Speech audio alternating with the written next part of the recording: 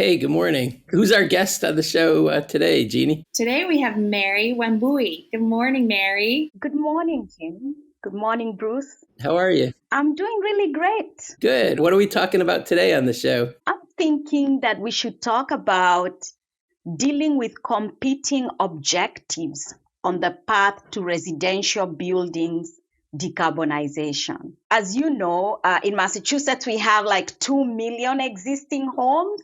Part of reducing GHG emissions has to come from those buildings. But at the same time, we have serious affordable housing crisis. And as it is, building 1 unit of affordable housing or retrofitting 1 unit of affordable housing is pretty expensive in Massachusetts. And any additional building technology or anything that has to do with decarbonization or electrification is definitely going to impact that cost. So we seem to have competing objectives. I don't see them as competing, and I'm hoping the housing folks and the climate folks would begin to see these things as, there's no competition really. We are all heading towards the same direction, and we can reduce homelessness and at the same time reduce our carbon emissions. That sounds like a set of worthy goals. Is the decarbonized housing stock a thing that's more about initial costs? Like it's an initial investment, but then it saves on operating costs, at least in some cases? Or how do you see the tension playing out in terms of the buildings and the economics?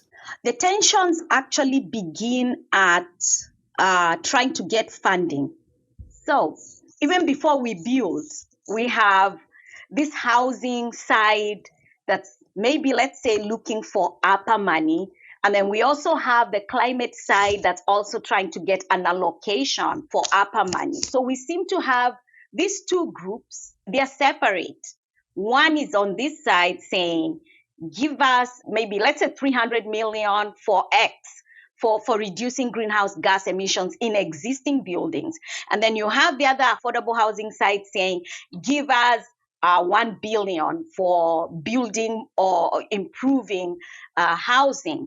And so these two camps seem to be on two different directions, and they actually seem to be competing. I happen to sit in both these camps. So I get to know when these ones are strategizing and the other ones are strategizing. And I said to myself, what is exactly going on here? This needs to change, because if we have one voice, we can decarbonize and we can build housing. But whenever we appear out there as, you're asking for retrofits, you're in the climate camp, but which buildings are you going to retrofit?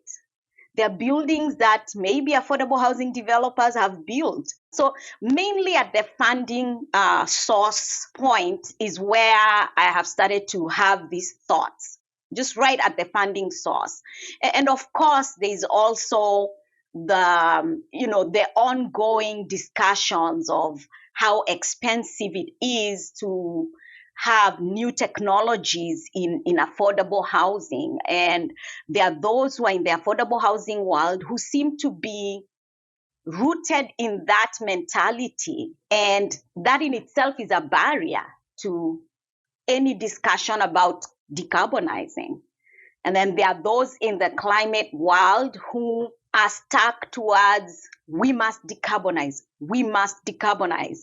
And while that is great, we need to know that there are many other issues that are happening out there in the world. Before the show, I mentioned that I was thinking about a building. And this is a building, I think it's in Charlestown, and it's an old building. And somebody just told me or said yesterday that the architects and the engineers looked at the building and it cannot go off gas completely. So these are real issues, and we need to have a little bit of humility and appreciation for what each does. Those in affordable housing want people housed. Those in the climate world want a cleaner climate. These are not competing objectives. We need to sit down, talk about it, and not be hiding behind our desks and pushing our agenda at the expense of the other, because I've seen that happen too. So, Mary, it's really great that you are into camps, because then you can be the communicator and make sure the messages are being shared. Are the ARPA funds applied for by the cities themselves, the municipalities, or do different organizations actually compete for funds if they're not talking about cooperating? So in Massachusetts, these ARPA funds it's that extra cash that's coming in to help the states. So it's not yet allocated. Whenever there's money coming from the federal government, this is how it goes. Everyone tries to think about how they're going to lay their hands on the money, and for good causes. So this is the kind of thing I'm talking about, because I'm in the midst of when all these different groups are going to the State House and they are pushing what they really want done. And both are noble goals, like for sure, we want folks housed. We want a cleaner climate. We want better health outcomes. We want green jobs. We want all these things. But if we are seen as competing out there, and this is happening even in the federal government at the federal level, because I happen to also sit at another group. They could be just like environmental groups talking about housing and urban development issues. And I'm like, where is action? Where is the folks that actually build housing? These are the people who go directly to get the funding. So if you're all climate-related organizations talking about legislation that's going to affect affordable housing developers, that's not possible. That's not even right. So we need to have everyone who's part of this conversation in the room at the point of resource allocation. Are you aware of anyone in Massachusetts or elsewhere who's kind of doing this right, where they're actually getting people together who need to be in that room, or starting at least to have the conversations that would help coordinate this? Yes, MCAN. I think it's Sarah at MCAN has done a fantastic job at bringing together, with the help of LISC and other organizations. They've built a real coalition.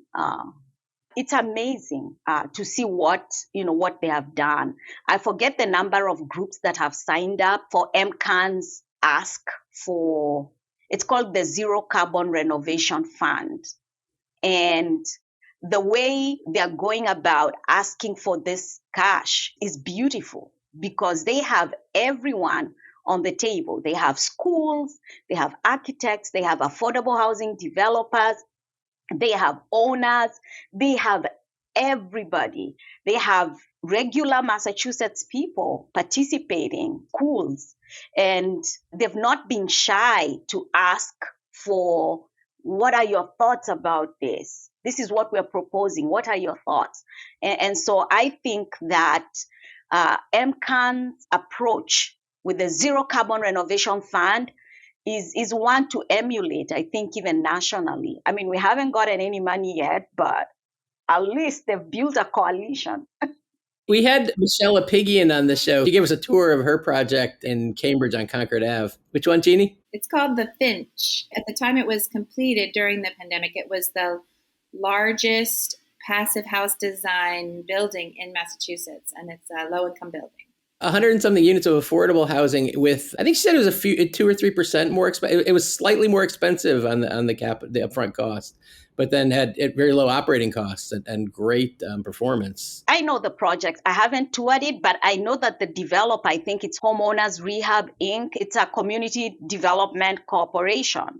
And as you can see, they are the ones building the passive house. So, but they are a CDC. Their primary job is keeping people housed. So these coalitions are necessary, because whereas, climate organizations do a very good job at, raising alarm on things that need to happen or what has not happened, the implementers and the people who actually do the work, especially when it comes to buildings, are not necessarily the environmental groups that championed the causes.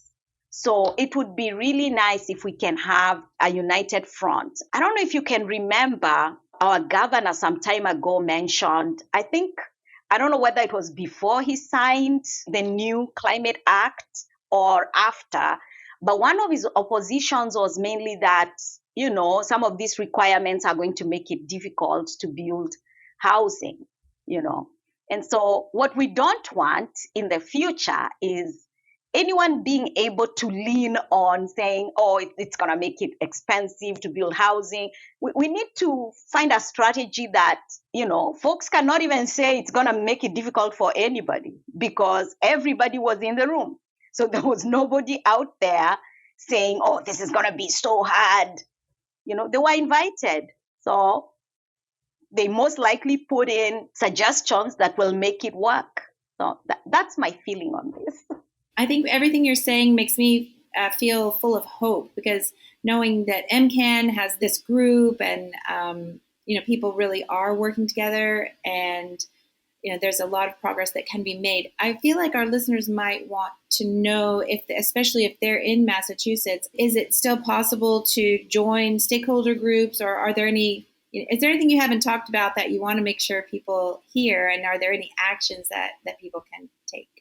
So one of the things I would encourage people in Massachusetts to do is become active in all these public issues, especially the T right now. Someone may ask me, what does the T have to do with this?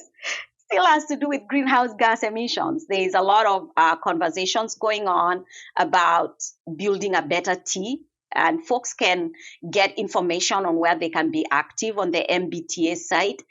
Folks can also go to MCAN's website, and anything that has to do with the public. I think every person has a responsibility to participate in making their community better. What happens is that when we all step back and we leave it to the experts, most of the time we are all left behind. Not because the experts don't care, but because our voices were not really heard. I always want to make sure you have a chance to promote what you're up to right now. You should promote your music, Mary, your recordings. I was listening to your recordings. They're so good. Oh, thank you. Yeah, so I sing mostly in Swahili, and you can find my music at unlimitedinchrist.org. You can also find the music in Spotify and all these other places where music is found. Yeah. Thank you for mentioning that, Bruce. I love singing. It's so good. One can tell listening to it. It's great. Thank you. One thing that I'm really passionate about is the energy burden. And the energy burden is the percentage of how much a homeowner or a renter pays towards their utilities. You can participate in, ways that can reduce the energy burden by getting your home more energy efficient, taking on opportunities for solar, using a heat pump or weatherizing your home. And this you can find in the Mass Save website. At least that's why you get started. But you can also call your local municipality. Tell them you want a cleaner unit or clean energy apartment or home. I'm sure they'll know where to direct you. And if they don't, you can reach me. You can find my name at the EEAC's webpage, and that's the Energy Efficiency Advisory Council, and let me know what's going on. Oh, great. Well, I'll tell you, Mary, Jeannie and I have been working on our house for a while. To put you on the spot right now, we think that the insulation programs are the thermal, the audit and the programs are great. And then when you want to do heat pumps, things can get really complicated as a heat pump retrofit, even for energy nerds like us who do this for like our living. And, we're testifying all over the country about programs, and and it's like what we do. It gets so complicated so fast. I guess it's for non-standard things, right? So if it's just a basic, ABC, then there's but anything like if you want to do air to water, or you have some complicated configuration, oh my God, it's so daunting. So I'm hoping that's going to get simpler. Yeah, it gets complicated, but there's an organization, I think it's in Acton. The name is ABODE. I think that talking directly to folks like ABODE will make it easier. As far as state programs, it's still complex, but there are a lot of advocacy groups and advocates, including myself, that are really trying to simplify how homes become heated or cooled in the Commonwealth. Well, thanks, Mary. This has been great. Thanks for being on the show. Thanks for having me. Thank you so much. Thank you. Bye. Bye.